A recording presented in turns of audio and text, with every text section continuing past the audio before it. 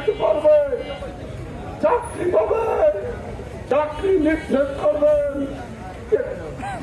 যে কয়েকটি দফা রয়েছে তার মধ্যে প্রথম রয়েছে শিক্ষা ব্যবস্থা নিশ্চিত করা।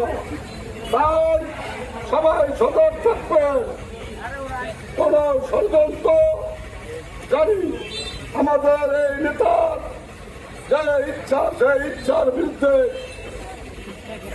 ষড়যন্ত্র না করতে পারে, তারা ক্রমণের সাথে থেকে এদেশের মানুষের পাশে থেকে আগামীতে ধানের শীষে ভোট দিয়ে বিএনপিকে জয় করব। জনাব তারেক রহমান কোন প্রান্তিক বলে একটি ভোটের মাধ্যমে সরকার গঠন করার কথা নির্দেশ দিয়েছেন। আগামী ফেব্রুয়ারিতে ভোটের নির্দেশনা দিয়েছেন। ভোট হবে গণতান্ত্রিক প্রক্রিয়ায়, কোন পিয়ার টিয়ার আমরা বুঝি না। গণতান্ত্রিক উপায় ভোট দেওয়ার জন্য